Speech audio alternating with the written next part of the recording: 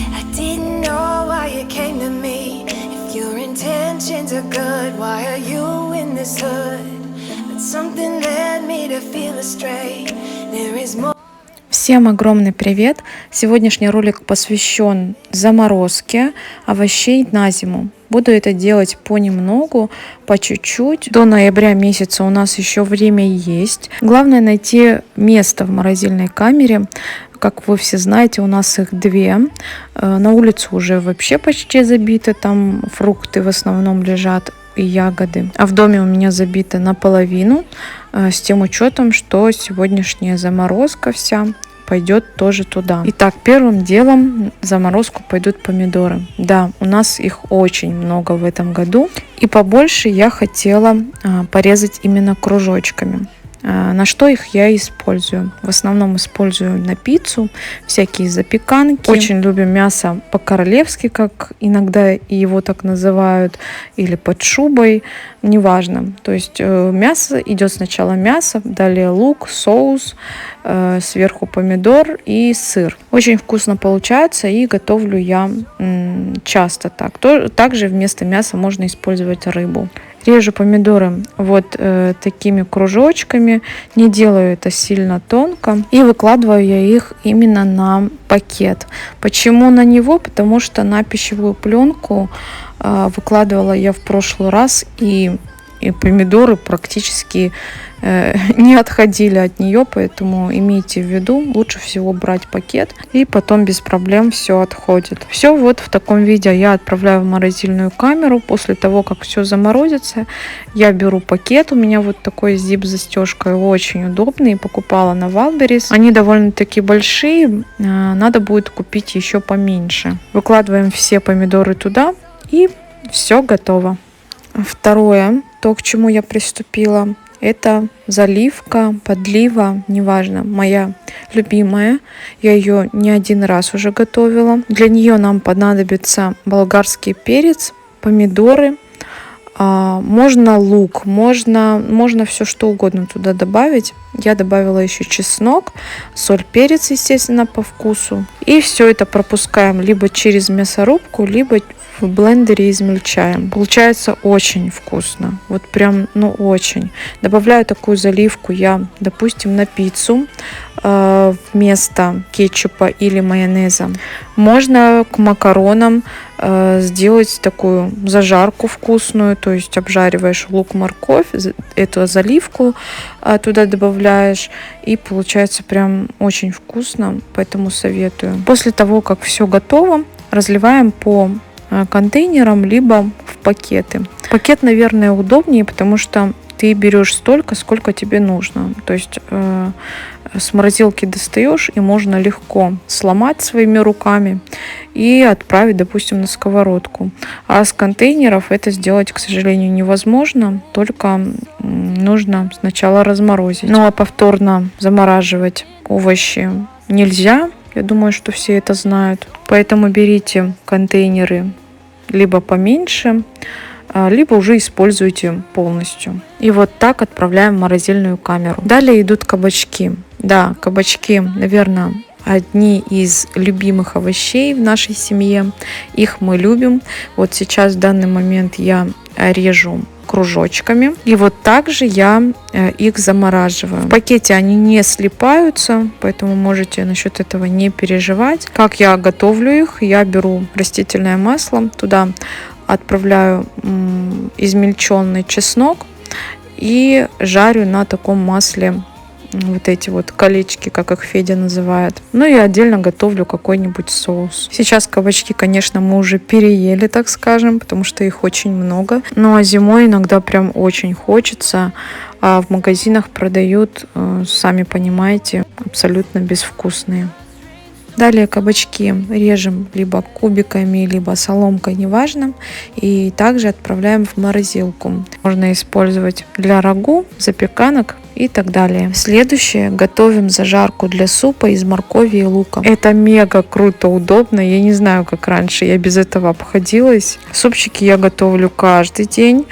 Вот, и вот такая зажарка очень выручает. То есть ты просто режешь кубиками картофель, добавляешь любую крупу, допустим, гречку или рис, неважно, и зажарку готовую в суп сразу. Все, супчик готов. Она значительно экономит наше время на приготовление не только супчиков, но и вообще разнообразных блюд в любое время года. Мне кажется, стоит один раз потратить чуть больше времени на обработку овощей, зато потом в течение некоторого времени вообще не думать о том, что перед приготовлением блюда, любого блюда, придется чистить, резать и жарить морковь и лук. Далее бульон. У меня бульон оставался в холодильнике, вернее, я его приготовила заранее. Разливаю бульон вот в такие формочки. Силиконовые, можно, конечно, взять вообще любые. У меня просто была только такая форма. После заморозки бульон легко снимается и уже отправляется в пакеты. Одной формочки мне хватает на одну зажарку, допустим, или мясо тушу вполне вместо воды. Очень вкусно. И последнее. Бульон я разливаю вот в такую форму, потому что формы пластиковые у меня уже не помещаются в морозильную камеру. А вот такая вот довольно-таки удобно. После заморозки я просто выкладываю в пакет и готово. Следующее, будем готовить овощную заправку для приготовления первых и вторых блюд. Для нее нам потребуется морковь, лук, 2 небольшие, болгарский перец, помидоры и зелень. Зелень берите на свой вкус, у меня петрушка. Все режем кубиками. Единственное, с помидора можно снять кожицу, если не любите. Но я этого не стала делать. Морковь натираем на терке. Кстати, огромное спасибо Наталье, подписчице. Наталья, привет, если вы меня смотрите. Огромное вам спасибо за то, что прислали потерянную деталь от моей овощерезки. Да, кто не знает, я недавно, вернее несколько месяцев назад потеряла нож от моей овощерезки, и продавалась она, эта деталь, только в Москве. Наталья отправила ее нам по почте, также прислала конфеты детям, за что ей огромное спасибо. Дай Бог здоровья вам и вашей семье. После того, как все готово, просто все перемешиваем. Берем весы, отсыпаем туда 1 килограмм овощей и 170 грамм соли. Все хорошо перемешиваем и даем постоять где-то минут 30. Далее раскладываем по банкам. Такие банки можно будет хранить в любом прохладном месте или в холодильнике. Ну а вторую заправку, которая без соли, мы просто отправляем по пакетикам и в морозильную камеру. Далее просто натертая морковь. В этот раз я взяла терку помельче. Мне кажется, так более аккуратно она смотрится. В первых блюдах я имею в виду. И все так же по пакетам и отправляем в морозильную камеру. Натертый кабачок. Я его использую в запеканках в основном в 99%. Иногда делаю оладьи из них. Все по пакетам и отправляю в морозильную камеру. В этот день я как раз готовила запеканку с натертым кабачком. Сейчас вам покажу рецепт. И Тёмочка меня попросил приготовить котлеты, пожарить. И также сварила компот детям. Итак, для запеканки в первую очередь делаем заливку из помидор. Можете взять томатную пасту, это не прям важно, но и томатную пасту я не очень люблю. Далее берем фарш, обжариваем его, добавляем туда соль, специи по вкусу и вот эту вот заливку. Все перемешиваем и готовим почти до готовности. Натираем на терке кабачок, отжимаем, конечно же, солим, перчим по вкусу и готовим заливку, которая будет сверху. 2 яйца, сметана, все хорошо перемешиваем. Рецепт будет на экране, на видео и под видео обязательно. Смазываем форму растительным маслом. Первым слоем выкладываем кабачок, вторым слоем идет фарш и далее помидоры. Вот как раз таки замороженные помидоры я использую вот в таких запеканках. Сверху заливка и сыр. Отправляем все в заранее разогретую духовку до 180 градусов примерно на 40 минут. И вот такая румяная, очень красивая и вкусная она получается. Обязательно попробуйте ее приготовить. И да, чем сыра больше, тем вкуснее.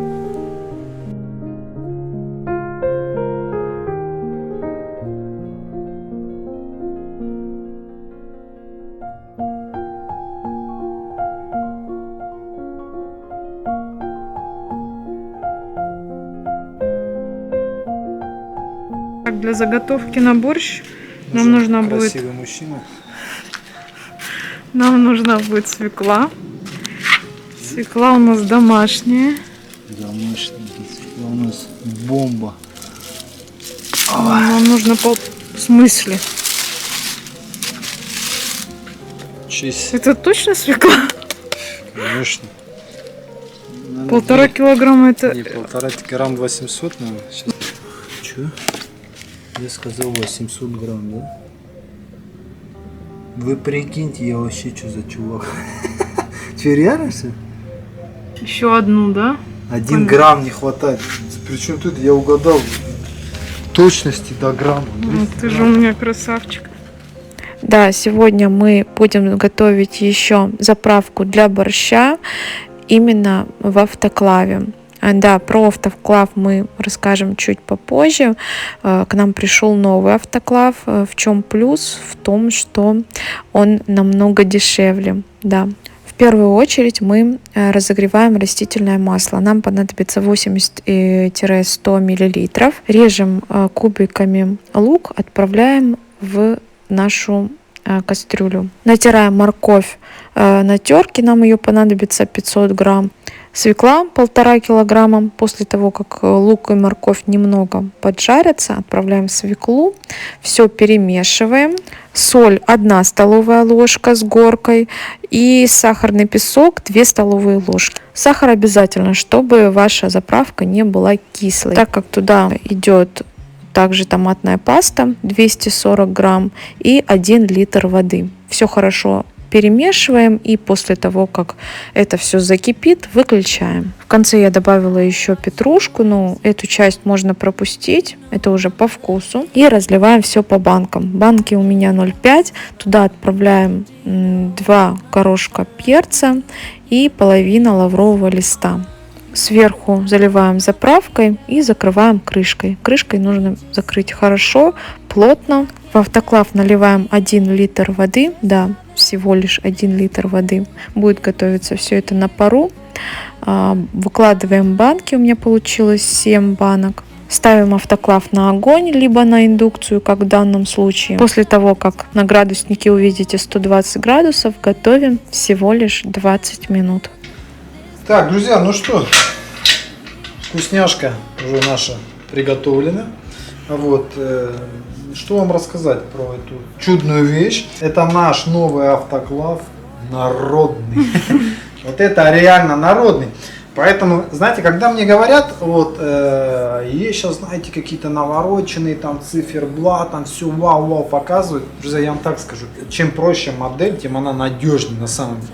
Чем меньше всяких примочек, там, знаете, супер вау инноваций, там, каких-то там, не знаю, цифровых там мониторов. Это вот наше народное собрали для нас. Один раз сделали и забыли, и все. Здесь купили, не надо ничего докупать, что-то как-то думать, что что-то сломается. Вот. Я вам так скажу, даже если он упадет откуда-то, с ним абсолютно ничего не случится. Так, что у народного по материалам? По материалам все отлично, все классно, он толстостенный. У него самое толстое дно из всех автоклавов, 6 миллиметров у них дно. Вот, это один плюс. Во-вторых, большой плюс, этот автоклав может работать, это было самое прекрасное, что есть на индукционной плите. Да, вот. Вы можете готовить и на газовой, и на индукционной плите, друзья, это большой плюс. При приготовлении, да, разные у нас, смотря что мы готовим, да, соответственно, там, тушенку, овоща. Сегодня моя дорогая супруга готовила, что? Заправка для борща. Заправка для, я вообще думал, борщ. Я эти, знаете, что я сказал? Я говорю, приготовь борщ. А она говорит, а зачем, ну можно же свежий. Мы не кушали, никогда не пробовали, мы борщи, закатанные в банках, но говорят, это реально безумно вкусно, которые приготовлены в автоклаве. Их приготовили, закатали не для того, что да, для ленивых хозяев как-то что-то, да. Еще раз объясняю, когда нету времени, и у вас вот эти чудные, прекрасные, натуральные заготовки, за тушенку я вообще молчу, друзья, это просто чудо чудное, это вообще пушка, бомба, вообще классно. Все без ума от нее. Вот. Приходишь, открываешь ароматнейший борщ, как будто его только что сварили. Поэтому будет интересно, кто уже готовил борщи. Ну, каши, ладно, мы готовили каши бесподобные. У нас доченька никогда не кушала каши, а здесь она прям ложками наяривала. Вот, поэтому будет интересно, кто готовил борщи в автоклаве. Напишите обязательно, как у вас получилось. Вот, готовили мы это все на пару. Также можно готовить на воде. Закрывается, зажимается вот на такие прекрасные зажимы. Все хорошо, все стандартно, все классно. Ну и, конечно же, после использования промыли, вытерли насухо и убрали. Вот. Хотя эта чудная вещь не должна никуда убираться, она должна красоваться на кухне и сутками готовить вам чудеснейшую еду. Ну и, соответственно, здесь наш манометр, который показывает нам рабочее давление. Обо всем об этом более подробно вы можете почитать и также посмотреть наши обзоры на наших двух каналах, так же, как и у Натальи, так и у меня. Я уже показывал эту прекрасную чудную вещь. Вот, но именно автоклав народный сегодня у нас впервые, нам безумно понравился. Я вам даже так скажу, что он, по-моему, даже лучше понравился, чем домашний стандарт.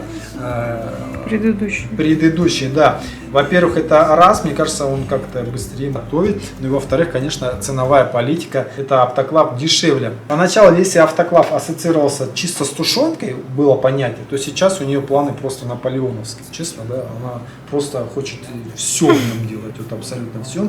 Ну и это правильно, потому что в нем сохраняются все полезные вкусовые качества, витаминка, все внутри, открыли, съели, и прекрасно. Поэтому об этом хорошем, прекрасном мы сейчас и хотим поговорить, а не поговорить, мы продегустируем, потому что у меня время обеда, да, хватит болтать, то обед закончится, я поеду сейчас рассказывать на работе про автоклав, домашний стандарт. Скажет, что ел, да что ел? Я говорю, да не ел, с народным поговорил и приехал. Поэтому мы сейчас быстренько продегустируем. Заливка или как это? Приманка, подливка. Она говорит, можно использовать как подливу к макарошкам, ну не знаю, там к мясу даже можете использовать. Да, можно вместо свеклы, допустим, болгарку добавить или еще что-то. Лечо как соус использовать, друзья, на любой вкус. Вам не нужна книга, вы сами берете, экспериментируете по отдельно, по баночке, можно делать запросто. Варенье, джемы, все, что хотите. Знаете, что холодец не нужно? Наверное, можно, да? Напишите, кто делал холодец в автоклаве, будет вообще нереально интересно, на самом деле. Так, дорогой друг, давай ты мое место освободишь.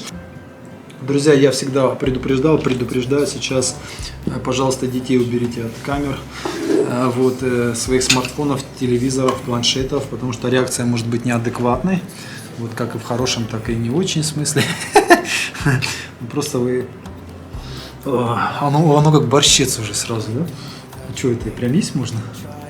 Да, я тарелку вообще-то. Такая тема. Пока эта тарелка, надо прям...